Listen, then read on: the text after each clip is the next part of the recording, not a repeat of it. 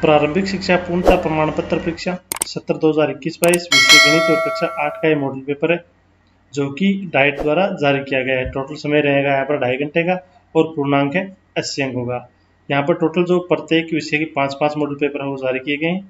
तो मैंने पहले वाले मॉडल पेपर को सोल्व किए, उनकी लिंक आपको डिस्क्रिप्शन बॉक्स में मिल जाएगी, प्लेलिस्ट की लिंक भी आपको मिल जाएगी, वहाँ से आप सारे मॉडल पेपर वो देख सकते हैं। तो आइए अब इस मॉडल पेपर का हम सॉल्यूशन करते हैं। क्वेश्चन फर्स्ट आपको दिया गया है, परिमेय संख्या योग के लिए तत्समक योग तत्समक क्या होता है। तो योग तत्समक परिमेय तत्समक का मतलब है यहाँ पर कोई भी संख्या, जैसे मान लो 5 है, 5 में हम कितना जोड़ें कि 5 ही आई, 5 में हम कितना जोड़ें तो 5 में हम 0 जोड़ेंगे, तो तत्समक का मतलब होता है कि वो संख्या आनी चाहिए।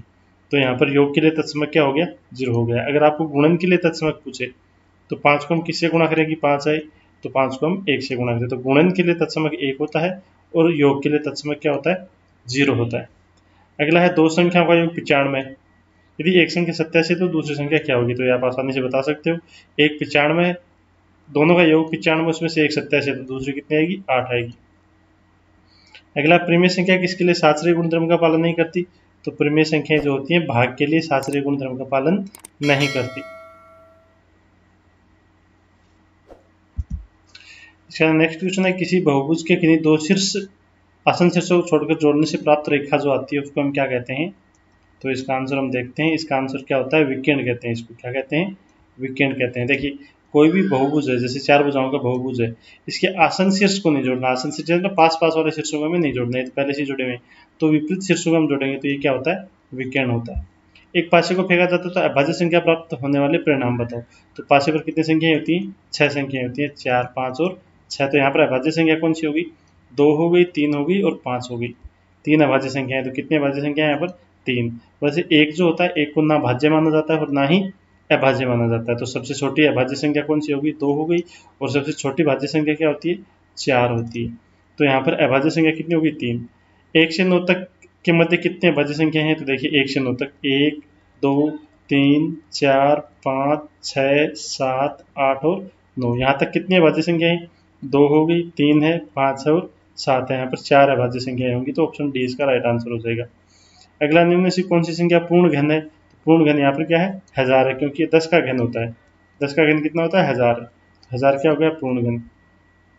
अगला है, रुपये 840 अंकित मूल्य वाली एक वस्तु 714 रुपये में बेची जाती है, तो बट्टा कितना है। तो बट्टा का मतलब होता है छूट, यानी छूट कितने की, 840 रुपये उस पर लिखे हुए हैं, 714 रुपये में बेचेगी, तो 840 में से हमें 714 को क्या करना है, घटा देना है। तो घटाने पर आएगा 126 रुपये, तो 126 क्या हो गया यहाँ पर, बट्टा हो गया। इसके अंदर देखते हैं नेक्स्ट क्वेश्चन। नेक्स्ट क्वेश्चन आपको दिया गया है, बीजीय व्यंजक ए स्क्वायर माइनस बी स्क्वायर, तो इसका हमें सॉल्यूशन बताना है। तो ए स्क्वायर माइनस बी स्क्वायर की सर्वसमीका होती है ए प्लस बी और ए माइनस बी। ऑप्शन नंबर कौन सा आएगा, सी वाला। अगला है, -4 की घात 5 -4 की घात 5 का मान कितना होगा। तो -4 की घात, देखो दोनों का आधार समान है, तो हम घातों को क्या करेंगे, जोड़ देंगे, क्योंकि बीच में गुणा का निशान है। तो -4 की घात कितनी हो जाएगी, 10। Option number C. 2y 22xy का सारा गुणनखंड, 2y और 22xy, तो देखिए दोनों में 2 का भाग जाता है और दोनों में y का भाग भी जाता है, तो यहाँ पर 2y वो सारा गुणनखंड हो जाएगा। संख्या 4.9 का स्क्वायर, यानी 4.9 है, इसका हमें स्क्वायर निकालना है, वर्ग निकालना है। तो 4.9 का वर्ग कितना होता है, ये होता है 24.01, यानी 49 का स्क्वायर होता है 2401 होता है। तो 4.9 है, तो इसका 2 डिजिट पे यहाँ पर दशमलव आ जाएगा, तो 24.01।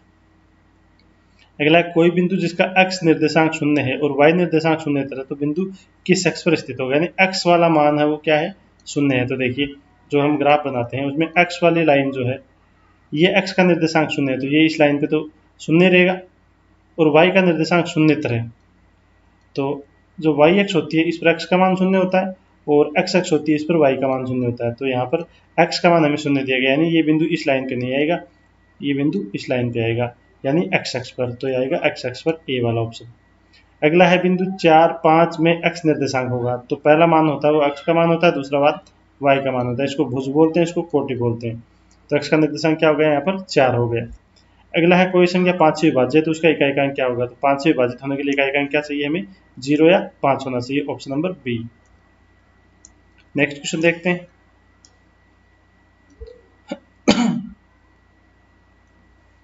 संख्या 5 की व्युत्क्रम संख्या, तो व्युत्क्रम का मतलब होता है गुणात्मक प्रतिलोम, यानी 1/5 हो जाएगा। आयताकार परिमाप 18 सेमी है, जिसकी चौड़ाई 4 सेमी, तो लंबाई कितनी होगी? तो देखिए आयत का परिमाप हमें 18 दिया गया है, तो आयत का परिमाप क्या होता है? 2 गुना लंबाई जोड़ चौड़ाई बराबर क्या आ जाएगा? 18। 2 गुना में इधर आएगा भाग में, और चौड़ाई हमें 4 दी गई है, तो लंबाई प्लस 4 बराबर 18 में 2 का भाग देने को 9 आ जाएगा। 4 प्लस में इधर जाएगा माइनस में, तो लंबाई कितनी आ जाएगी? 5। अगला, एक थैले में 4 लाल गेंद और 5 काली गेंद रखी हुई। गेंद थैले से यादृच्छिक हरी गेंद निकालने की घटना होगी, तो हरी गेंद तो यहाँ पर है ही नहीं, तो हरी गेंद की प्रायिकता क्या हो जाएगी? 0। 3 लगातार पूर्णांकों का योग 51 है, तो पूर्णांक ज्ञात कीजिए। तो देखिए 3 लगातार पूर्णांक है, तो एक पूर्णांक हम x मानेंगे, दूसरा क्या आ जाएगा? x प्लस 1, और तीसरा क्या आ जाएगा? x plus 2। 3 पूर्णांक हो गए, तीनों का जोड़ कितना दे रखा है हमें? 51 दिया है, तो तीनों को जोड़ देंगे तो क्या आ जाएगा? 51। x और x जोड़ेंगे 3x, 1 और 2 को जोड़ेंगे तो क्या आएगा? 3 बराबर 51। 3 प्लस में इधर आएगा माइनस में, तो 3x बराबर कितना बचेगा? 48, और 3 गुणा में इधर आएगा भाग में, तो 48 में हम 3 का भाग दे देंगे तो कितना आ जाएगा? 16। तो पहला पूर्णांक आ गया 16, दूसरा पूर्णांक क्या आएगा? 16 में 1 जोड़ देंगे 17, और तीसरा पूर्णांक क्या हो जाएगा हमारा? 18। तो 3 पूर्णांक आ गए 16, 17 और 18। नेक्स्ट क्वेश्चन हम देखते हैं। एक समबाहुभुज की भुजाओं की संख्या ज्ञात कीजिए, जिसका प्रत्येक बाह्य कोण की माप कितनी है? 45 डिग्री है। तो हमेशा ध्यान में रखें कि बहुभुज हो, चाहे वो 3 भुजा का हो, चाहे 4 भुजा का हो, चाहे 10 भुजा का हो, उसके जो बाह्य कोणों का योग होता है वो हमेशा कितना होता है? 360 होता है। अब समबाहुभुज है तो सभी कोणों का मान क्या आएगा? बराबर आएगा। कोण कितने हैं? कितने दे रखा है? प्रत्येक बाह्य कोण 45 है, तो 360 में हम 45 का भाग दे देंगे, तो ये भुजाओं की संख्या आ जाएगी, और भुजाओं की संख्या आएगी आपकी 8। अगला है ABCD एक समांतर चतुर्भुज है, तो निम्न कथन को परिभाषा द्वारा पूरा कीजिए। AD बराबर क्या आएगा? तो देखिए समांतर चतुर्भुज है, तो समांतर चतुर्भुज समूह भुजाएं आपस में क्या होती हैं? बराबर होती है। AD के बराबर क्या आएगा? BC, तो आ जाएगा BC। अगला है कोण DAB। कोण DAB कौन सा है? DAB ये वाला कोण। कोण CDA कौन सा है? CDA ये वाला कोण। इन दोनों का जोड़ है वो किसके बराबर आएगा? तो इन दोनों का जोड़ है वो, एक तो यहाँ पर लिख देंगे हम CBA, कोण CBA हो जाएगा CBA, और एक हो जाएगा DCB, कोण DCB के बराबर आएगा। इसके हम देखते हैं next question, question number 6। Question number 6 आपको दिया गया, यदि आपके पास 3 हरे त्रिज्यखंड, एक नीला त्रिज्यखंड और एक लाल त्रिज्यखंड वाला एक घूमने वाला पहिया है, तो हरा त्रिज्यखंड प्राप्त करने की प्रायिकता कितनी होगी? तो टोटल कितने हमारे पास? 3 तो ये हो गए, एक 4 और एक ये 5, 5 त्रिज्यखंड हो गए। हमें हरा त्रिज्यखंड लेना है, तो हरे कितने? 3 है, और टोटल कितने? 5, तो 3/5 इसकी प्रायिकता हो जाएगी। आगे वाला है निम्न संख्या का वर्ग ज्ञात कीजिए। वर्ग ज्ञात करना है, 86 का वर्ग ज्ञात करना है, तो आप 86 को 86 से गुणा कर दीजिए, जो आप आसानी से कर सकते हैं। 93 का वर्ग ज्ञात कीजिए, तो 93 को भी आप 93 से क्या करेंगे? गुणा कर देंगे, ये आप आसानी से कर सकते हैं। अगला हम देखें, वह छोटी संख्या ज्ञात कीजिए जिसे 243 को गुणा करने पर पूर्ण घन प्राप्त हो जाए। तो देखिए 243 को अभी पूर्ण घन प्राप्त करना है, तो 243 के हम क्या करेंगे? गुणनखंड करेंगे। सबसे पहले भाग किसका जाता है? 3 का 81 बार, फिर 3 का 27 बार, फिर 3 का 9 बार, फिर 3 का 3 बार, और फिर 3 का जाएगा 1 बार। तो यहाँ पर 3 कितने बार आ गया? 5 बार आ गया, 5 बार आ गया यहाँ पर। और हमें पूर्ण घन बनाना है, तो पूर्ण घन बनाने के लिए प्रत्येक संख्या जो है वो 3 के समूह में होनी चाहिए, यानी प्रत्येक संख्या वो 3 बार आनी चाहिए। यहाँ पर ये 3 है वो 3 बार आ गया, लेकिन ये 3 कितने बार आया है? 2 बार ही आया है। तो इसको पूर्ण घन बनाने के लिए हम 243 को 3 से और गुणा कर देंगे, तो पूर्ण घन बन जाएगा। अगला क्वेश्चन है, यदि चमेली के पास अपने धन का 75% खर्च करने के बाद में 600 रुपये बचे, तो ज्ञात कीजिए शुरू में उसके पास कितने रुपए थे? यानी 75% उसने खर्च कर दिया, तो बचा कितना है? 25%। बचा प्रतिशत कितना हो गया? 25%। और बचे हुए रुपए कितने हैं? 600 हैं। तो मान लेते हैं कि माना कुल राशि जो है उसकी क्या मान लेंगे हम? x मान लेंगे। तो यहाँ पर हो जाएगा 25% बचा है, तो 25/100 गुणा x बराबर क्या आ जाएगा? 600। 100 यहाँ पर 25 से इसको काट देंगे तो 4 बार कटेगा, तो आएगा 1/4 गुणा x बराबर 600। 4 गुणा में इधर, सॉरी इधर भाग में, इधर आएगा गुणा में, तो x बराबर कितना आ जाएगा? 2400। तो उसके पास कुल कितने रुपए थे? 2400 रुपए थे। नेक्स्ट क्वेश्चन आपको दिया गया है, गुणनखंड ज्ञात कीजिए। यहाँ पर गुणनखंड नहीं है, गुणा करना है इनका। गुणनखंड तो ऑलरेडी पहले से करके दिए हुए हैं, तो ये इसका हम सॉल्यूशन देख लेते हैं। गुणनखंड ज्ञात करो, गुणनखंड नहीं गुणा करना है। यहाँ पर लिखा हुआ है 5 माइनस 2x और 3 प्लस एक्स, तो यहाँ पर गुणा करना है, तो हम 5 को किससे गुणा करेंगे, 3 प्लस एक्स दोनों से गुणा करेंगे, और माइनस का 2x है वो 3 प्लस एक्स दोनों के साथ क्या होगा, गुणा होगा। तो हम लिखेंगे 5 3 प्लस एक्स गुणा में, और फिर माइनस का 2x है तो माइनस का 2x और 3 प्लस एक्स गुणा करेंगे, 5 को 3 से करेंगे 15 आएगा, 5 को x से करेंगे तो 5x आएगा, माइनस 2x को x 3 से करेंगे तो माइनस का 6x, और माइनस 2x को प्लस x से करेंगे तो माइनस का 2x स्क्वायर, ये 15, ये दोनों समान पद हैं, 5x माइनस 6x घट जाएंगे तो माइनस का x बचेगा और माइनस का 2x स्क्वायर, ये इसका आंसर हो जाएगा। अगला क्वेश्चन आपको दिया गया है मानक रूप में, देखिए दो संख्या दी गई है आपको 0.4 टाइम 035 और 4500000। तो इसको मानक रूप में लिखने के लिए हम क्या करते हैं, सबसे पहले आपको दशमलव में अगर कोई संख्या दी गई है तो उसको मानक रूप में लिखने के लिए हम सबसे पहले क्या करेंगे, यहाँ पर दशमलव दे रखा है तो सबसे पहले इस संख्या का आपको दशमलव हटा देना है एक बार।